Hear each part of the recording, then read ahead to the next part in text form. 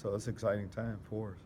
Spring practice this year, we're switching that up a little bit. We're going to start practices for y'all at 7:30. We'll have stretch out here, so we're almost there. We're seeing some things for some of the football players that we needed to see. Showing some of the new players how we do things. New players, new coaches. Excited about the new coaches we've added to the staff and how they're going to help us win games. Now that your staff is pretty much complete, just what do you think you added to the staff overall? I don't know about what we had. I just know what we have now. It's, with every year there's change. Nothing stays the same.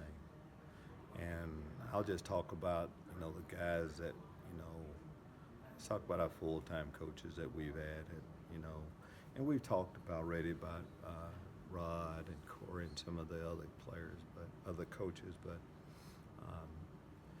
Austin Clark. We interviewed a lot of people, talked to a lot of people, talked to him, and just really liked what I heard as far as how he likes to teach, motivate, football junkie. I think he's gonna, we have a young group of defensive linemen that need a certain type of instruction daily. I feel like he's gonna, I describe our staff as stern teachers. I think he's a stern teacher. So again, we haven't worked together, but everything I thought and hoped he would be is what he has been since he's been here. Gill Byrd, I've known a long period of time. Make the statement that Gill Byrd is as good a man as I've been around. Off the field, on helping young people become men. That's what we're developing men here. You develop the man first, then you develop the player. He knows how to do that. And just as a technician, detail fundamentalist coach, of course, I wanted him to get him back on the staff for a while. So to be able to do that right now is big for our program. Well, you've got a mix of, former NFL players on your coaching staff as well as some young up-and-coming guys. How do you mesh those together to form the cohesive coaching staff that you have? I think you look at your football team, it's the same way. You want some upperclassmen, along with bringing in new freshmen, guys at different stages of their career. I think you want the same thing on your coaching staff.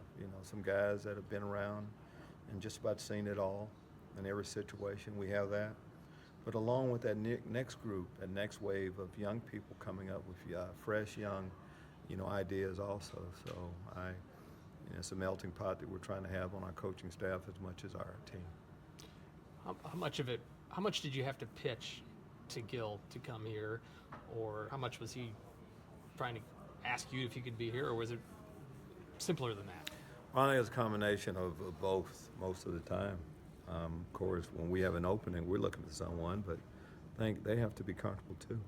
When you come in for an interview, we're interviewing them. They're also interviewing us to an extent too. How much I had to convince Gill, we're constantly selling our program. And I've talked a lot, to Gill Byrd. Gill is one of my better friends too. I talked to Gill quite a bit about just football and life in general anyway. So just so happened, it worked out where he can be on our staff too.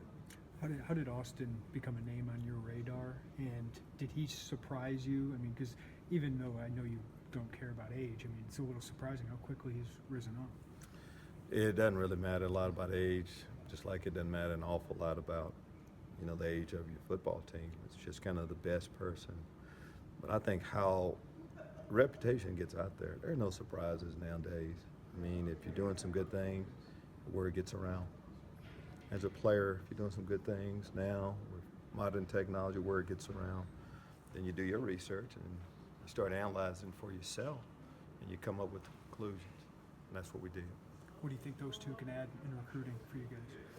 Well, to me, when I'm adding a coach in general, and we have to feel good that it's a total body of work. Recruiting is just as important as the on-the-field work that you do. And in order to be a good recruiter, you have to be a personable guy that can come into an environment and let people know exactly who you are and get them to trust and believe in how you're going to help them, how you're going to help our program win. And I think both of those guys will do an excellent job at that. Spring ball right around the corner. What's different? Obviously, new offensive systems probably a focus, but what's different this time around for spring ball? I think if you did the same thing and you didn't make a whole lot of changes, every year is different. Yeah, you have goals, and we all set out with the same goals to win all our games and play a certain way. You do that.